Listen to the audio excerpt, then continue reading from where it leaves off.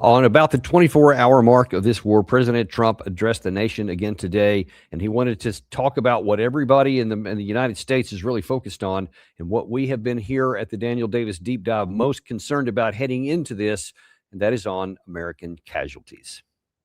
Earlier today, CENTCOM shared the news that 3 U.S. military service members have been killed in action. As one nation, we grieve for the true American patriots who have made the ultimate sacrifice for our nation, even as we continue the righteous mission for which they gave their lives. We pray for the full recovery of the wounded and send our immense love and eternal gratitude to the families of the fallen. And sadly, there will likely be more. Before it ends, that's the way it is. Likely be more, but we'll do everything possible where that won't be the case. But America will avenge their deaths and deliver the most punishing blow to the terrorists who have waged war against basically civilization. You know, that's just the way it goes. That's what happens in wars. You have casualties. There's going to be more. Don't worry about it. But hey, it's cool because we're saving civilization. I cannot tell you. We're going to get into what's going on in this war, and Gary's showing you some video here. There's really some pretty remarkable one. This one here, I think it's on a loop. What you see is, I believe in this particular one here, you see a Patriot battery that was launching, trying to intercept an incoming Iranian missile. It misses. No, this is not that one. That'll be coming up later. I'll talk about that in this. But listen, we're going to talk about what's going on in the war. What is the status of this now that we're at the end of the second day of this war? A lot of developments internationally, both within the region and within Iran, within Israel and the United States here. We're going to get to all that in a minute and bring you up to date on everything that we know about this war. But I wanted to start with that issue there that the president is raising because that gets my blood boiling. He is so cavalier about the lives of our service members. And I warned about this. I'm going to show you a clip from about 3 weeks ago. This is not, I'm just saying something after the fact. But that, by the way, is an American base. That's the al-Assad base. So that's going to come into play here. When he's talking about casualties, it's very likely some of them happened on some of these shots that you're seeing right here. There's more of them. And it's one of the things that I warned about, and I even said ahead of time that here's probably what's going to happen when that happens. And I said at the time, I hope I don't have to pull this video up after the fact and talk about it. By the way, that right there is a Patriot battery. We've seen some of the rounds cooking off. You've seen some of those in Ukraine when the Russians attacked some of the Patriot batteries there. That's why we know what that was. This is the U.S. Embassy in Baghdad because of the supporters of the Iranian regime at the assassination of their Ayatollah. More on that in a minute. So far, things are not going well for us. And what just drives me crazy, as a 4-time combat vet myself, as someone who considers everybody in uniform as their brother and sister, it's just, kind of an ingrained thing, especially when you deploy somewhere, you just feel this kinship with others who are deployed in the region here. And for him to talk so cavalierly and say, oh, you're protecting civilization. I mean, you have to think we're stupid that we're going to fall for that we're seeing that this unambiguous and naked war of choice is saving civilization. No one's going to believe that. Now, if it had just ended there, I would have been upset. Yeah, Gary, that is one of the videos I'm looking for. I want to pull that up specifically in a minute, and just to let people know what they were seeing there. That is this morning supporting the Iranian regime in Tehran, in the middle of a war, in the middle of all these attacks that are coming in. You're going to see they are supporting their regime. So if you thought that assassinating the Ayatollah was going to knock them out, that had the potentially, it appears to have, at least so far, the opposite effect. But let me go back to this issue here with President Trump, because that if that video I just showed you had been the end of it, then it would have been kind of teeth gritting. It's been angering. But man, he couldn't leave well enough alone, and he's trying to talk you in to saying, no, more casualties are going to be fine. Watch this. But the only reason we enjoy the quality of life that we do and the freedom and security is we have done things that others are unable to do. But it's because of warriors who are willing to lay down their lives to do battle with our enemies. And they do battle better than anybody. I mean, let's just cut to the chase here. What he came close to absolutely overtly admitting here, I don't know if he's even aware of what his words are coming out of his mouth or what the meaning of them is. He's saying, I want to be able to keep doing whatever the hell I want to do. And these great warriors, which are just game pieces to him to move around and to give orders to. I mean, it's pretty clear that President Trump has no emotive capability at all when it comes to life and death. We've seen him in some weird videos within the last number of months in the White House where somebody fell over and he showed not the slightest bit of concern, someone that he had invited in the office, for crying out loud. And then we see all these hundreds of people that were killed as part of the drug boat attacks that would violated American law, had nothing to do with actually getting rid of the drug dealer. That was just used as cover to eventually go after Venezuela. He had no concern whatsoever about the number of people that he was ordering to be killed in that process. It also shows now he doesn't care about the American soldiers and the American troops who are also sacrificing. He views those as, hey, these great warriors, these wonderful people. He's just throwing some sop out there to say, oh yeah, you guys are great, whatever, whoever you are. But yeah, because of your willingness to do that, I can do whatever I want to do. He literally just said that. Unfortunately, he wasn't finished. He said one more thing. There's never been a military like we possess. And frankly, there's nobody even close, but we are now using that military for good. We want to have it for good purpose. We're undertaking this massive operation not merely to ensure security for our own time and place, but for our children and their children, just as our ancestors have done for us many, many years ago. This is the duty and the burden of a free people. These actions are right and they are necessary to ensure that Americans will never have to face a radical, bloodthirsty terrorist regime armed with nuclear weapons and lots of threats. 47 years. From 1979 through now, they don't have a nuclear weapon. They have never had a nuclear weapon. You allegedly obliterated the capability last year. And I'm going to show you a video here in a minute where Senator Cruz from, I think also today, inadvertently admitted as much that no, we actually don't have any. So that was BS. You did not use this force for good. You did not use this force to defend the rest of us from this dastardly Iranian regime. I mean, just look at this just on the surface of it. You have North Korea has nuclear weapons. China has nuclear weapons. Russia has nuclear weapons. Pakistan has nuclear weapons. India has nuclear weapons. Israel has nuclear weapons. How many of them have used it? Nada. In fact, who's the only one that has ever used nuclear weapons in combat? It's us. And that not since 1945. Those nuclear weapons have served as a deterrent across the globe that has prevented state-on-state war for the most part, really almost since Vietnam, really. And then since that time, the Russia-Ukraine war is the next one with really big scale. I don't even count the Desert Storm and the Operation Iraqi Freedom. Those were pretty minor and low scale. That's the only one that's kind of big. That has prevented like these big state-on-state operations, especially between major powers, because of the nuclear weapons. No one has used them. So the fact that Iran doesn't have them has had a fatwa. The guy who was responsible in Iran for preventing them from having a nuclear weapon, you just assassinated. He had an actual fatwa against it. Tulsi Gabbard went before Congress and said in March of last year, they don't have one. They had no plan to have one. They have a breakout capability that they could go to one if we don't make some kind of a deal and get them off of it. But even then, they didn't have a plan to go there. So for you to now claim that there are dead Americans, and right now the only number that's been admitted to is 3 killed, 5 seriously wounded, and some other unknown number has been slightly less wounded. We don't know what that number is. I've heard from some sources through some friends who have active duty members and people they know in the region says the number is probably a lot higher than that. That's all they've admitted to so far.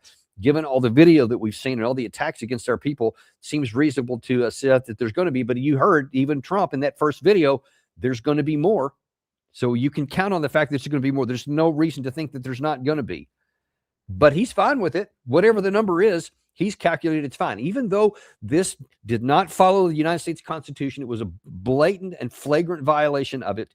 It was a blatant and flagrant violation of the 1970 War Powers Act and a violation of international law and anything else that you can imagine. Got no authorization. We were not threatened. They were not coming after us. We had not been attacked. It wasn't a Pearl Harbor type situation. None of that was the case. None of it was present. This was a war of choice. And now there are dead Americans, and the tally is almost certainly going to go higher. About 3 weeks ago, one of the reasons I'm so hot right now is because I foresaw this, and I gave a warning on this show. And I said, I hope I don't have to pull this video up. But unfortunately, folks, here we are about 36 hours into this war, and I have to play this. How's that good for President Trump? All these people who are advocating for this, go Trump, go Trump. What are you going to say to him afterwards if it doesn't go well and it turns into a morass and it ends up just guaranteeing failure in 2026? Who's going to benefit from that? See, nobody wants to think about anything because they don't want to. I don't want it to have a bad impact militarily. I don't want it to have a bad impact electorally. I don't care about the law. I don't care about the Constitution. I want it. So I'm going to get it. And I'm going to do everything I can, all my warlusting, to try and get the president of the United States to do something that's antithetical to our country, that's not needed for our country, and it is against the laws of our country. And that's what they're trying to get done. And then they want to put on the cloak of patriotism. How dare you? How dare you? At least be honest and say, no, I have a war lust. I want to kill the Iranians. I don't care if we need it. I don't care if it's not for us. It's for the other country here. It's for Israel. And that's all I care about. And if this goes bad, and it goes bad for President Trump, if it goes bad for American service members, F you all. I don't care. All I care about is satisfying my war lust.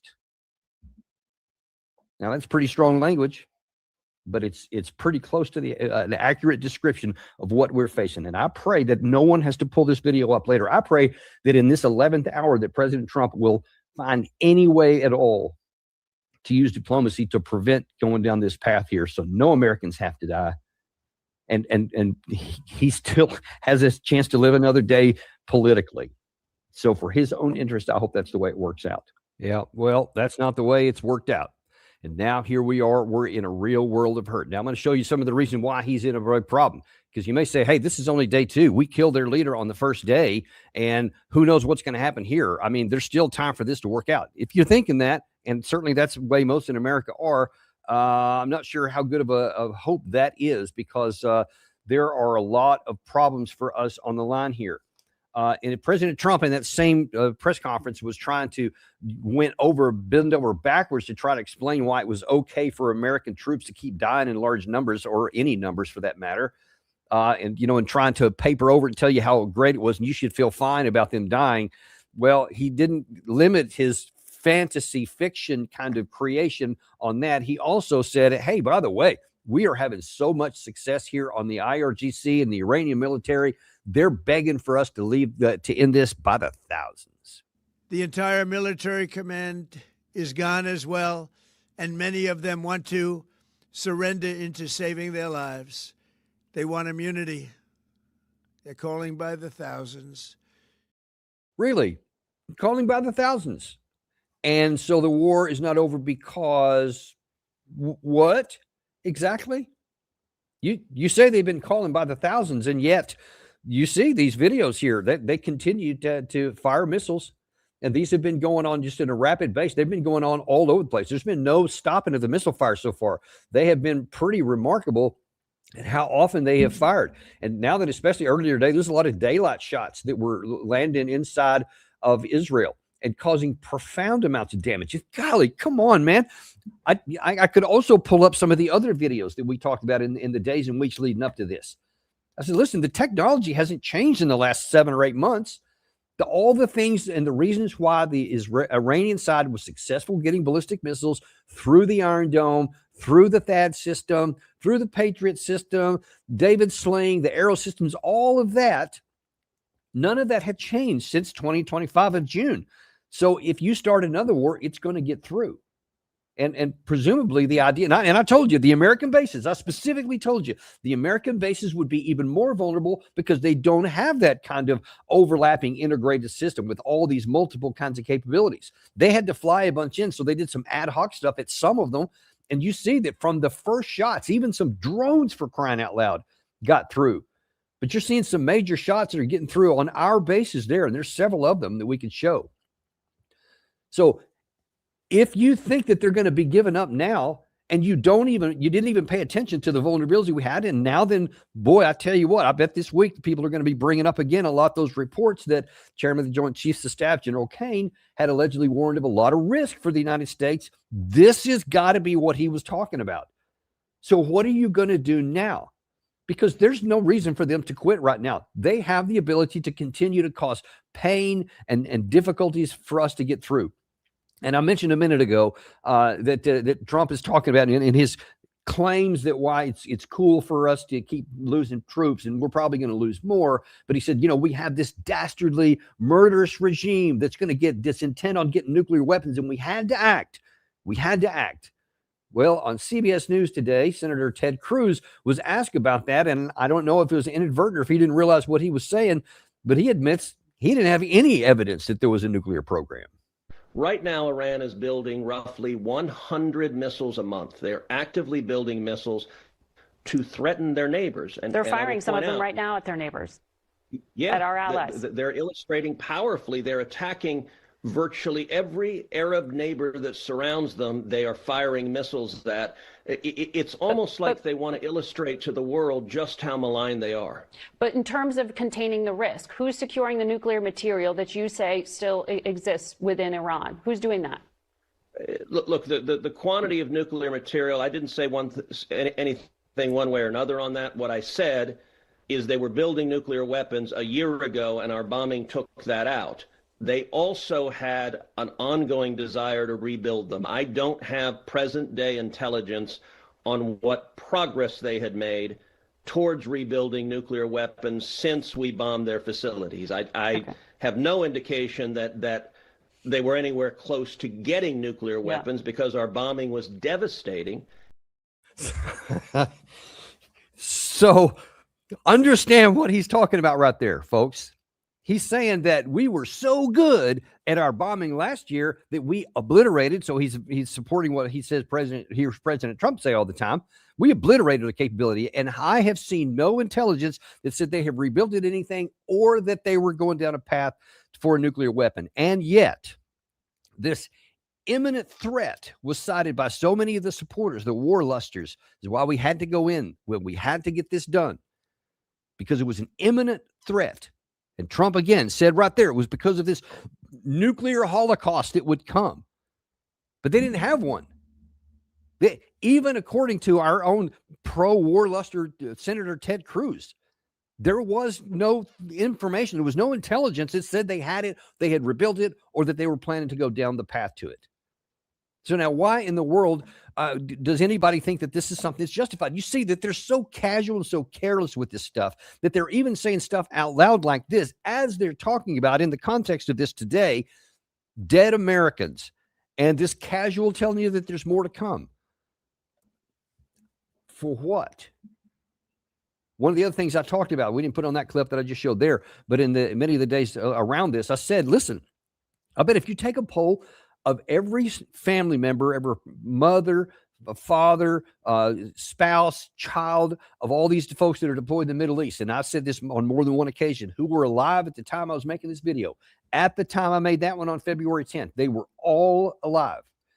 And now that we officially know 3 of them are dead, and so now then you have some incredibly painful family members, mothers, daughters, wives, sisters, brothers, etc., friends. They're in incredible pain tonight. And I would wager that if you and these other 5 that are apparently in critical condition, if you go and talk to all the surviving family members of them and ask them, do you think, and put a microphone in their face, do you think that your service member, the loss of your loved one, or the damage that's been done to your loved one was worth the theoretical prevention of some future event that may have never happened and hadn't for 47 years of the existence of this regime, and no other country that has nuclear weapons has ever used them. Are you willing to say that was a good idea? And do you think that was a good use of your patriotic and heroic loved one? Obviously, I'm mocking that because the answer is self-evident. The answer is no. Nobody would. And how many more folks are yet to come? How many people are still alive as we're making this video live tonight on Sunday night, March the 1st? How many of them are yet to die? And how many of them are going to have these kinds of statements that people are going to have to ask these questions? They're going to have to grapple with it. And now then the problem is, where do we go now? Because President Trump has put himself in a really difficult position. He's all in. We also warned about this. This is not hard, folks. It was not hard to see this coming. Because now then you literally roll the dice and gambled everything on, I hope that the regime falls quickly. Basically, what we tried to do was to have this operation on the cheap of saying, I want a whole bunch of air power because that looks cool and it's easy to do. And it's basically politically cost-free, because everybody thinks it's cool to see all these airplanes flying around and ships in the sea flying and sailing the oceans. That's all cool. It looks like a lot of power. Got a video, but whatever. Once you're done, they're safe anyway, and then they can just beat feet and get back to the home bases, and it'll be fine. So we'll just drop some bombs. Everything will be good, and we'll leave. But that's not how it's working out. And I said all the evidence was that it wouldn't work out that way.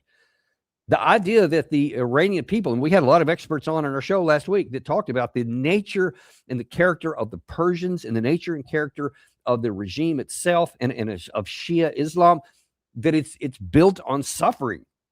That's kind of what it is in its history. It goes back the long way, that they are long suffering and that they have sacrificed a lot and are willing to do so again. And even though there are a lot of people, and I've talked to some recently, a lot of people in Iran and some that were in Iran genuinely hated the regime. They hated the mullah, the clerical regime. They wanted it gone. They felt that it was oppressive, that they were keeping them from having a modern life. They protest for many times over the last several decades, a couple of decades in particular. And they wanted them out there. But what they were saying, even ahead of time, was, but I don't want somebody that we detest, which is the Israelis, because they have attacked them so many times since the 2010 on forward, that they had attacked them so many times. And from 2023 on forward too, even more, picked up the pace a lot of that. The last thing they want is to say, yes, have our hated enemy come in and blow up a lot of our stuff and try to do to us what happened to Syria when Bashar al-Assad fell, and just probably crush all of our military capabilities. And yay, we have a new government and we can have one in there. But now that you've denuded us, and then you're going to try and foist onto the guy that they had a revolution against in 1979, the progeny of the Shah of Iran. Yeah, that's going to work. People overthrew him in the first place. The last thing they're going to want to do is go back to the hatred they had for the Shah before that, because he was murderous. He was terrible. They're not going to go back to that, but I think people knew that too. They also didn't care. So it was predictable that this was not going to work. And so we tried to do it on the cheap of going in with no ground force. And if the air power doesn't work, you don't have the credible threat to go in. So President Trump said, I think we have one more video here. He says, he again reaches out and says, hey, you know what? Iranian IRGCs and police and security forces besiege, how's about you guys just give up? I once again urge the Revolutionary Guard, the Iranian military, police, to lay down your arms and receive full immunity or face certain death. It will be certain death. Won't be pretty. I call upon all Iranian patriots who yearn for freedom to seize this moment, to be brave, be bold, be heroic, and take back your country. America is with you. I'm sorry, man. That is embarrassing to still be saying that on the other side of lunches. He'd said a lot of the version of that before. And now he says it's going to be certain death. Remember, he made that statement on his opening statement when when he announced the war coming on. Look at this screen right now. Does this look like the guys who launched these? These are missiles that went into Israel that have pierced the Iron Dome, as Gary's putting on that crawler on the bottom right there. Does that look like somebody to you that wants to give up? Or does it look like, and note also, and we're going to hopefully have Ted Postal on this week. I don't know if we've gotten him on. I'm hoping so. But look at that shot right there. How many interceptor missiles are coming off from the ground? There's one. Look at all the rest of them. They just keep on rolling down. Hardly any that are even coming up. And then I think in this batch here, I think there's one. Nope, not even there. So none of that. So where is this vaunted air defense system? Well, the Iranians know that. They knew it from last year. So now then they're demonstrating again, and they have a lot of missiles. And I've been telling you that. Gary keeps showing you that video of the underground cities where you saw just row after row after row of these missiles and their mobile launchers underground, protected underground. And now here we're seeing the fruit of it. They keep coming out. And for you now, after we've lost troops, we've seen that Bahrain has been attacked. We've seen that the Qatar has been attacked. Dubai has been attacked. Several other places. I think Kuwait. I don't remember if Saudi's been attacked, but I know our base in Kuwait, for example, a lot of attacks that have gone on the ground, and obviously a whole bunch in Israel. Yeah, there's that one right there. You think that these guys are going to quit when you don't have an army?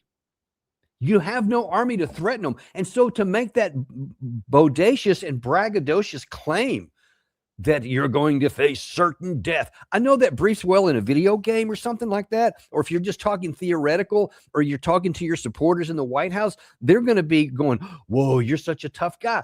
It doesn't work out here in the real world. They're proving it. As we speak, as you're making those absurd statements, they're firing more missiles. They're killing more Americans. They're killing more Israelis. I kept telling people over and over, if you care about Israeli people, if you care about the future of Israel, if you care about American troops, don't start a war of choice that you have very little chance you can win. It looks to me like they just said, hey, maybe if we hit them hard enough, if we kill the senior leaders, and they'll target them from the beginning. They signaled that ahead of time. We knew that was coming. And they're like, maybe that'll cause them to fall down, and then they'll rise up against the regime. Well, as that video Gary showed you a minute ago, they rose up all right, but not against the regime. They rose up in support of the regime. There was this morning a lot of video of a sea of people. I don't know how many, hundreds of thousands though, braved the incoming Israeli missiles and the potential for being killed in these new strikes. And they still came in and braved all that, and they're rallying in support of the current government.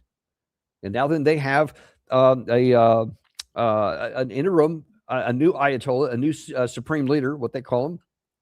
And they're saying, yeah, that's it right there. You can just see everywhere you look, there's just a sea of people over and over, all over the place. And that was repeated in other cities as well. That was in Lahore, in Pakistan, in Baghdad, in several other places. In fact, our embassy in Baghdad, I don't know if you saw this or not, our embassy in Baghdad was swamped by Shia protesters against this. They were so upset at the United States for assassinating their religious leader that they rose up in anger. Now, do you think that's the end of it? They're just going to protest a little bit and they're going to be done? I mean, folks, this is only the beginning. There's no telling where all this is going to go. I can't even predict it from here because there's so much fluidity and so many different variations it can go. Once I tell you this all the time, once you unleash the dogs of war, they go places where they want to go. I could have predicted a lot of how this thing would start, but once it's unleashed, it can go any number of different directions. I don't know, but it looks like that. The people in the White House said that we hope that this leads to the destruction, the collapse of the thing. Well, now it didn't. And here's the problem is that you remember that video we showed you, I think yesterday, of Jack Keane with, just bragging. He was so excited when this war started off. He says, yeah, well, we had planned for like a couple of weeks of an operation here, but heck, maybe because Ayatollah had been killed right away, maybe it'll only be even shorter. Maybe it'll just be a few days. Well, there's information out today that President Trump, apparently behind the scenes now, is being told, oh, snap. He used different words. Oh, crap. This is not going to be over with in a few days. And now then they didn't capitulate. They're getting more robust, and they're getting galvanized in their opposition to us. So they're not falling away. They're actually saying, we hate you and we're going to keep resisting. And now then more Americans continue to die. So reports are that he has secretly sent out through mediators to the Iranian side, says, hey, how's about a ceasefire? Let's just stop fighting here and talk this out. And according to what I have heard from a couple of different sources, at least, and I think even some public media sources here, they're saying basically, F you, we're not going to talk about that. We have no interest in that. You had, and I told you this before, on a golden platter the day before this happened. I put out an X post on this that night before all this started. I said, President Trump has on a golden platter a huge political win, a huge diplomatic win, because he got them to blink at the last minute and say, we are willing to have 0% enrichment, which they had said, no, they weren't up to that point. The foreign minister of Oman at CBS News, he reported and acknowledged. They say, we're willing to go 0%. And this big stockpile of 60% that's already been reprocessed, we'll get rid of that too. And then and when Margaret Brennan pressed him on that, what about the long-range missiles? What about the proxy support? That was the other thing that the U.S. said they had to have. And he said, well, that's on the table. We can talk about any of that. Heretofore, they had said that's not even on the part of the discussions. It was only about the nuclear issue. Well, now then, I guess that would have been Friday night, we said, sure, everything's on the table here. And Trump wouldn't accept it. And so now he says, here we go. We're going to have this war. Well, now he realizes that whoever may have been advising that this is something that was going to be done quickly, he was lied to, or by people who had no bloody idea what they were talking about, Lindsey Graham. And now he's realizing that, oh, snap, we're in real trouble here. So now he's trying to have negotiations. Well, you can imagine from the Iranian side, you have killed a lot of our senior leaders. It hadn't been 1,000 of them, but they're even on the Iranian admission. There's a lot of them. They have lost a lot of senior leaders. They definitely admitted and acknowledged that they lost the Ayatollah. He's been assassinated. So you've caused all that. You've caused all kinds of damage. Israel has put out a lot of video of some of the radar systems that they've destroyed, the Iranian radar systems, drones that they've destroyed, air defense missiles that they've destroyed. So there's a whole bunch of damage. Now, do you think that the Iranian side is going to go, okay, I see that you need an end to this, because now you realize we're not going to go. So I tell you, sure, we'll have a ceasefire here like we did last year. Of course, they're not going to do that. And especially after they have attacked all these countries in the region. And by the way, let's get into a little bit of what they've been doing here, because what I see so far is that the Iranian side had probably met together. Here's what I think happened. Time will tell if this is accurate. I'm sure that the information will come out over time, but it looks to me like that they, in their secret councils, got together and said, okay, look, if there's one missile that gets fired, we are all in. And I mean, all in. And we're going to go all the way. And we're going to push, because I think that they saw the same thing I did, that the U.S. has a limited number of offensive and defensive missiles. And everything, that's kind of the lynch point. It doesn't matter how many planes you have, how many ships you have, aircraft carriers, all that stuff. It's great and flashy, but everything comes down to how many missiles do you have. And when there's no ground force on the horizon, when they don't have to worry about anybody invading them, then they have to be able to endure a hail of rain of missiles on them. And then we've got to be able to endure a counterstrike that's going in the other direction. And it looked like they said, we're going all in. We're not just going to attack the American bases, which they promised. We're also going to hit civilian targets inside of these other Gulf regions. And I think that their message was pretty clear. For all of these years, you guys have been enabling the United States, and you've been supporting them, and they claim that they're going to give you all the support. Well, guess what? That day is over. They can't support you. They can't defend you. I'm going to show you how they can't defend you. I'm going to fire missiles into your hotels in the middle of your city. I'm going to set some of your high-rise buildings on fire. I'm going to blow up the American air defense systems themselves on their own bases, and there's nothing they can do to stop it. And you're going to pay a price. All the heretofore, so from 2010 forward, the price has always been paid by us. We've been the one who've had our leaders assassinated. We've been the one who've had our country attacked. We've been the one who've had our embassy destroyed. And everybody else is just sitting there free and clear on the other side. Well, I think that they said, okay, now everybody gets to have some pain here. And we're going to inflict it on a lot of you. And we're going to show you that you can't stop it. The Americans can't stop it. And we're going to say, we think we can outlast you, because they've done some math. And they said they know how many missiles they have in those underground bunkers that Gary showed you. They know how many they can produce. You heard Senator Cruz say it's around 100 a month that they can do. In the event, even with all of these sanctions that we have on top of them, even with all these attacks we've made, they can still produce 100 a month. So they can sustain this for a period of time. You understand? I don't know all the categories that's in these missiles here, but that's 100. So that's 1,200 per year, if my math is correct. And American interceptor missiles are somewhere around 600 to 700 per year. So it sounds to me like the Iranian side, with all of these sanctions, with all these attacks, can outproduce us underground. And so all they've got to do is just keep this going on and keep causing casualties in Israel, keep causing casualties to the Americans here, and calculating that now then they may be later on in a better negotiating position. Because I promise you, the deal that was on this golden platter on last Friday, it ain't ever coming back. Now then, it's going to be, they're going to demand stuff in return. They're going to say, I want some sanctions relief, some major sanctions relief. I want some guarantees that you're not going to come after. I mean, there's no telling what they're going to say, but it's going to be a big ask. Or they'll keep firing, because it looks like that they said, even with the Ayatollah, I don't know if you heard this part. This is what is reported by the Iranians themselves. And by the way, it seems to be corroborated. Gary, if you could put that full screen up there of the one about the Ayatollah front that's on CNN, I believe it was. They have said, there was a report out that we were tracking him for months. CIA closely watched Khamenei for months before fatal strikes. They're well aware of that. The Iranian side is well aware that he was being tracked. He was in his own compound in the middle of Tehran. Let me see. I might even be able to pull this up here. Yeah, so you can see that this is a map of the city of Tehran. Sorry about that. And so we knew that they knew where the compound was. I don't have the one I was looking for. Apologize for that. I thought I had loaded up a different one. Nevertheless, we knew where their compound was. And so that was one of the first targets. Everybody knew that was going to be the first target. They hit the president's compound. They hit the Ayatollah's compound. They hit the IRGC and some other command and control facilities. All those were well-known targets that would be hit right away. We all knew that was coming.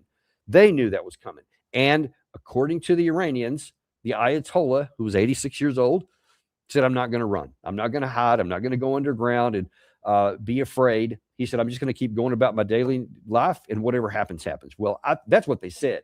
But what I think that they, in that council meeting, decided was, I'm going to stay there, and when the bombs come in, I'm going to die. You can turn me into a martyr. And then you can say, this guy was courageous. He was not afraid. He did not run, and he sacrificed his life for his nation. And whether that was their plan or not, that is how it's being portrayed, and it's working. Because now you have Shia rising up in Iraq, you have Shia rising up in Pakistan, and in other locations around the world as well. And you saw that image where hundreds of thousands of people came out in Tehran today. And so this had this galvanizing effect. So I think that was a profound strategic miscalculation of the highest order that we've had. And you hear, at least on day 2, President Trump seems like he might recognize it, but he's still trying to double down and still trying to sound tough. You're facing certain death if you don't give up. And even though we don't have an army to do it. And that was the other thing. You've set up this condition to where if you didn't have this gamble everything roll of the dice on one shot here, that they collapsed. If they just maintain their solvency, then you're screwed. Because now then, since you don't have a ground force operation, what are you going to do now if they stay resolved? If they say that they know we're going to continue to push like this, what are you going to do? Find a ground force, go and get one, get more air power? I don't know. But if we start getting through this first week and then get through a second week, we're not going to have the offensive capability, folks. You just understand that. We're not going to have it. We can't keep going on. Let me jump to the maps here. Gary, if you could put that first one up there, the attacks on Iran. This one was on a CNN map, and this was a little surprising to me, I have to say.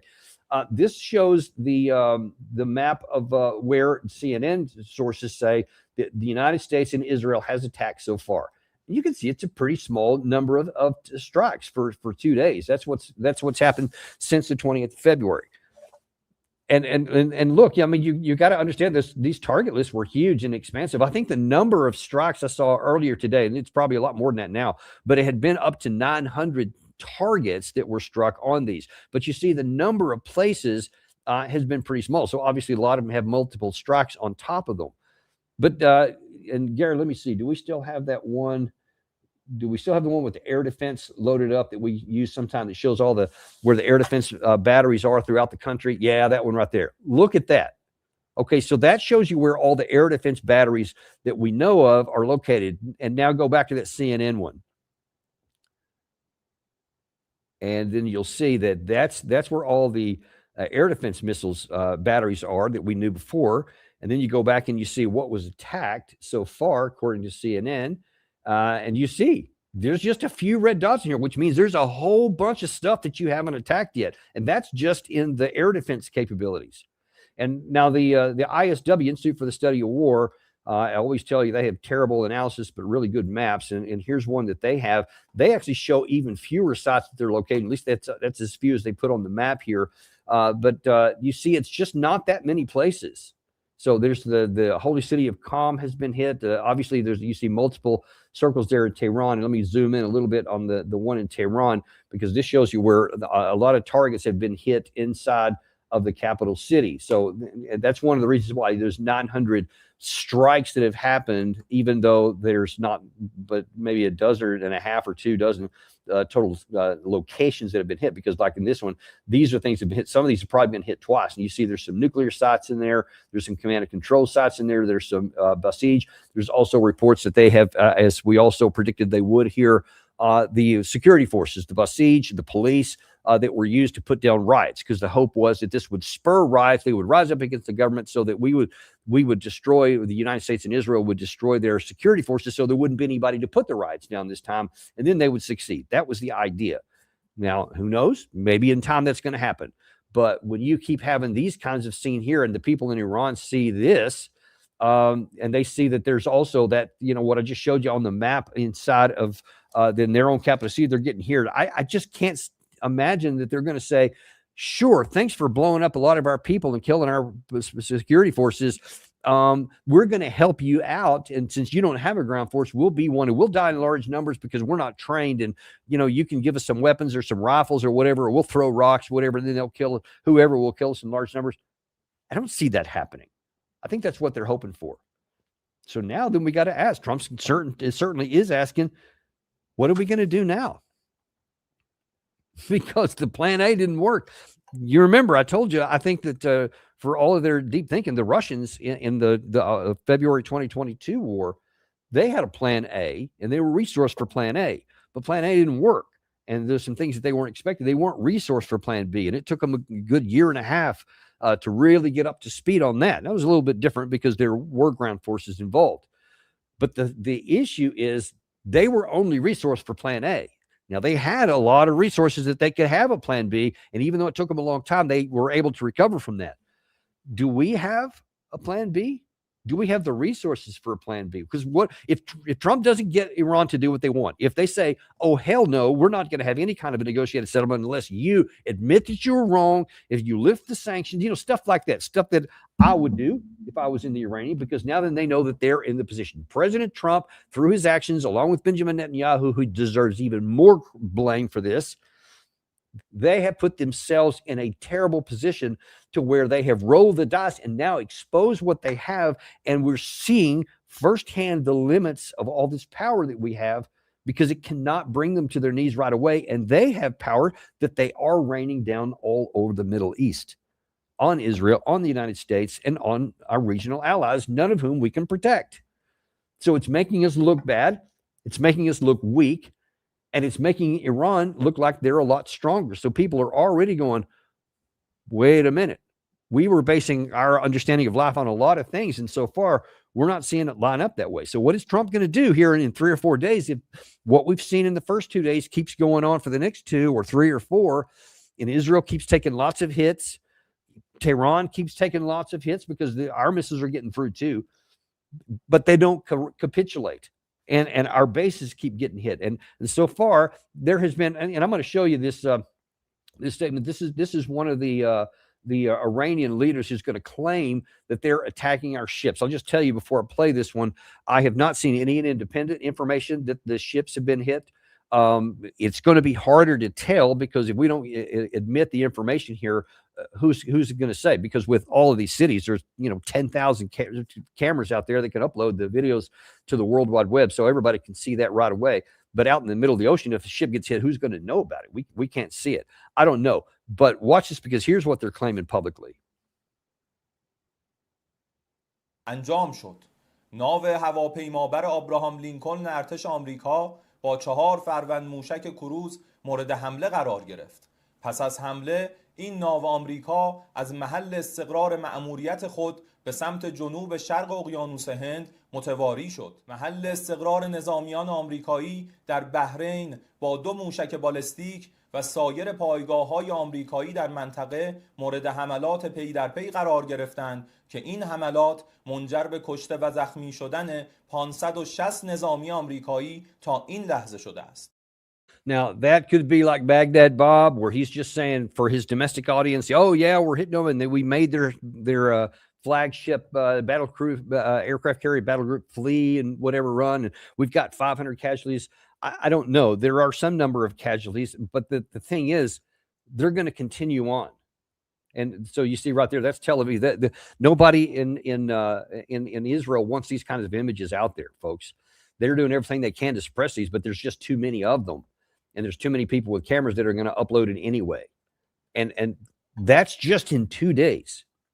If Iran continues to do this, and it's an unknown, I don't have any idea how many missiles they really have. All we have is that video that they themselves have released, and it looks like that they have just miles of underground bunkers filled with these kinds of things. So the expectation is that they have a lot of them, but we've seen a lot of missiles being fired. So how many they have total, I can't say. But if they have as many estimates suggest that they do, which is somewhere around 2,000, I mean, they can go for months by having these kind of, sustained kind of operations where, they don't have to have a barrage like you saw in that last video there, but they can just have a sustained rate of fire. It's just going to keep the pressure on. And if you're not being able to intercept them, if you're not being able to bring them down, that's going to be a big problem. It's going to start to be a political problem. And then people are going to start looking to your leaders, and they're going to start saying, hey, hang on a second. In fact, let me show you, as much as President Trump was talking about, there's a lot of braggadocious and talk about how noble the sacrifice was of American troops, Benjamin Netanyahu is doing something similar in his country. Here he is in Hebrew. Our forces are acting now in the heart of Tehran with increasing intensity, and it will only increase further in the coming days. And yet, these are painful days. Yesterday here in Tel Aviv, and now in Beit Shemesh, we lost dear people. My heart goes out to the families, and on behalf of all of you, citizens of Israel, I send strength to the wounded. Yeah, so it's similar to kind of Trump. Strength to the wounded, strength to the civilians that are dead. They're dead, but they died in a noble cause, all this kind of crap. Now, that'll play for a while, but Iran is not Hamas. Iran is not Hezbollah. Iran is not Syria. Iran is not Yemen, the Houthis. Because all these folks, they attacked it with impunity, at will. And even though they tried to fire back some things here and there, like the rockets that came from Hezbollah or from Hamas, there are a lot of them are Katyusha rockets that are notoriously inaccurate and have small payloads, and rarely, only by luck, do they hit anything and cause any damage. And there weren't many of those. And Israel has just pummeled these areas, and they got nothing in return. They decimated the entire military of the country of Syria after Bashar al-Assad fell, literally had nothing in response. So this is the first time that now all of a sudden there's somebody punching back. See, I think that we entered this like a boxer thinking, oh, this is just a puny guy, and we're going to punch him out, and we're going to knock him out in the first round. And it's going to be great. Yeah, we're going to get hit a little bit, but it's going to be a 1-round knockout. Oh, snap. Now we're in round 2. Now I'm still hitting them hard because I'm still a good boxer, but they keep landing blows on me. What if this goes 15 rounds? There's going to be some real problem here. So you see that Benjamin Netanyahu and Trump are both in serious trouble, because if the other side, and this is the first time this has happened in decades, where somebody finally says, I don't care what you're going to do to me, I'm going to do something back to you. And if I get bloody nose, if I get a broken arm, if I get a blow, my leg blown off, I'm going to keep coming because I'm tired of being pushed around. I've warned about this possibility coming for a long time. If you keep pushing long enough, and especially with that lineage I just showed you here about all the things that the Israeli, supported by the United States, supported by American bombs and missiles, has done, people are getting tired of it. People are getting tired of seeing what you've done in Venezuela. That was not a big success, folks. That continues to tell people there's no point in working with Americans, because they're just going to take whatever they want and they're going to give nothing. And so if they're going to take whatever they want, and if you're coming in ahead of time and you openly signal it's regime change, you give every incentive and motivation to the other side to say, I'm going to throw caution to the wind because I've got nothing to lose. So you push somebody into a corner where they have nothing to lose, and all of a sudden they start seeing that they have these body blows that are starting to land and they're starting to hurt. Because how long do you think President Trump can go? I've already seen a lot of people on American social media and starting to in regular media that are complaining a lot about this and saying, wait a minute, why are we losing troops? This alleged, imminent threat is clearly not true. You saw Senator Cruz spill the beans on that. There was no imminent threat. So people are going to start saying, hang on, then why are we dying? And what are we doing here? Because that's going to be the question. You watch that the first of this week. That's going to be the next operative question. What are we going to do now? What is the strategy? What is the plan? If they don't surrender and give up, as you said, or face certain death, what are you going to do? What if they keep fighting? What if they keep resisting? What if they keep having these missiles? What if you can't stop them? What are you going to do? And he has no answer. So he's trying to find a negotiated settlement. There's other reports that said even publicly he was floating the idea that, well, maybe in 3 days we can have some kind of ceasefire. Well, what if you don't get one? What if it's now a week from today? And everything that we've seen in the past 2 days just is repeated for 5 more days. What are you going to do then? And boy, those microphones are going to start getting in. Now, for those who say, oh, this was all about children from Jeffrey Epstein, he may long for the days when that's all he was asking about was Jeffrey Epstein. This could get a lot worse because now you're talking about our service members who are held in very high esteem across the political spectrum in the United States. And if now then those body counts start adding up, and God help us if a ship actually does get hit, and if there's actually video footage on that, or we have to release them, or you can't hide it, and people are reporting back that, one of our frigates has been hit, or a destroyer, or God forbid, one of the aircraft carriers, that's going to start to be a problem. Or if some of our airplanes get knocked down, that's going to be, there's no easy answers for that. It's all about political will. Understand this. War is always generally about political will, but never has been one in recent history anyway that's more pronounced than this one right now. Because you have Iran that has apparently calculated we're going all in. No matter what you do to us, we're going all in. And we're using everything we have to cause you as much pain and death and destruction as we can. And we're not going to give up until we get something. And we don't want to give anything to anyone ever. That's totally against the current ruling elite's DNA, both in the United States and Israel. But I'm telling you, folks, you're going to have to learn to get a DNA transfer or something, because you're going to be put in a position pretty quick to where if you don't have some plausible answers instead of this BS answers that both Netanyahu and Trump gave today, that's not going to cut it for very much longer. It's already not cutting it for a lot. But a lot of other people are soon going to be joining in with that. And if the body counts keep packing up and you have no answer except just fire more missiles, and you don't have a ground component to resort to, and by the way, don't misread me. I'm not saying they should have had one. They shouldn't have had it, because none of this should have happened at all. But it's beyond absurd to make these kinds of boasts and claim if you don't even have the capacity to make good on it. You can't say that you have to surrender at certain death unless you have an army that can roll in there and execute it. And we don't have one. We were hoping to use the Iranians, but it looks like they've kind of enlisted back to their government. So how'd that work out? This is just a real problem. Trump is going to be faced in the coming days, I suspect, if the Iranians stay true to their calculation, and if they keep lobbing these missiles out there and you can't stop them, he's going to have to make some hard decisions. I mean, how long can he go of the status quo, of just suffering a lot of casualties and no apparent plan on how to change the dynamic? He's going to come under enormous pressure. I fear that he may say, maybe we do need to send in a ground component. Maybe we do need to mobilize the troops. I saw today 100,000 Israelis were reservists were given mobilization orders. Don't know what that's all about there, unless just for general war. I didn't see what it was composed of. Let's hope we don't see anything like that in the United States. But for him to do the most expedient thing, which is to have a ceasefire, and we actually give something to get something, it's something that the Iranian side would like, which would be a really high ask. As I pointed out earlier, they're not going to ask for something small. It's probably on the table around the possibilities, but it will be a humiliation for the Trump. There's no, and for Netanyahu, there's no way around it. That's a fact. There's not a negotiated solution that doesn't require substantial humble pie to be consumed, probably in public. And I don't know if Trump is capable of doing that, but he's going to have to learn, because one way or the other, I mean, especially, believe me, nobody's looking at that midterm clock more closely than Donald Trump.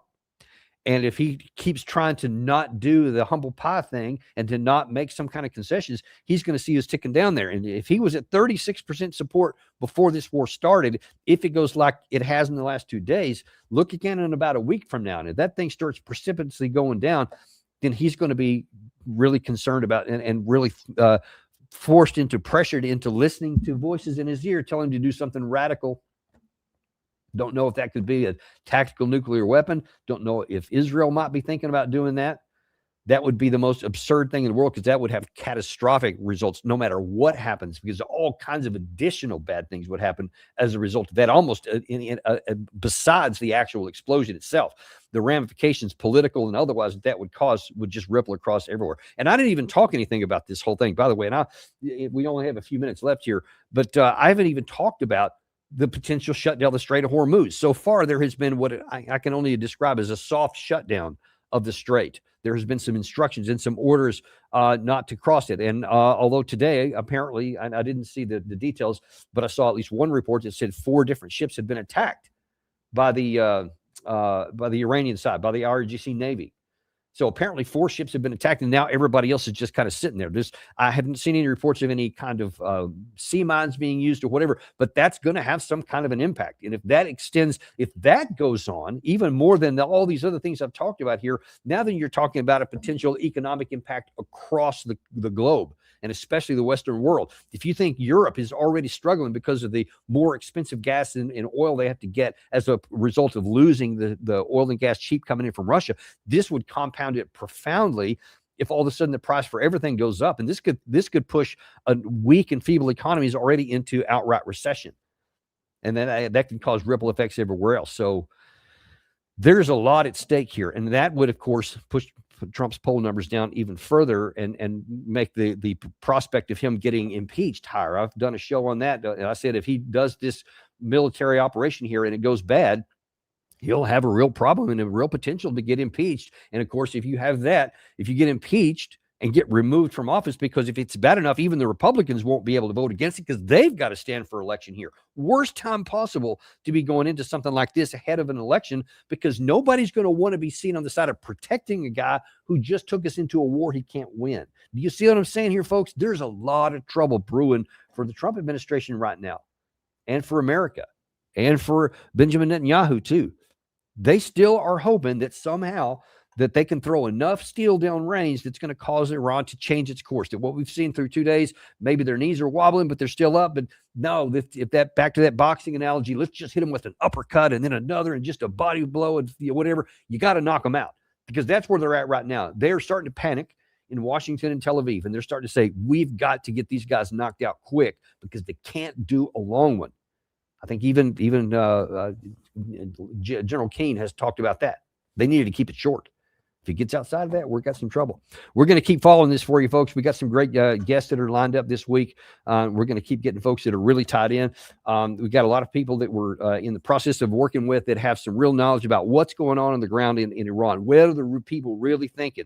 And they're going to be coming on. We're going to have some on one side of a debate, one on the other side here, but we're going to give you kind of a good understanding of what's really going on inside. So we'll see. Are they going to stand firm, or might they still turn? Maybe Trump and Netanyahu will get lucky and this thing can still turn for them. That's what they're hoping for. We're going to show you. So we're going to do a deep dive on this so that you see the truth. Thanks a lot, folks. We'll look forward to seeing you tomorrow on the Daniel Davis Deep Dive. You know, I don't try to talk you into buying gold or tell you how to run your stock portfolio, but there is a way you can help us. Subscribe, hit that like button, and share this with somebody you love.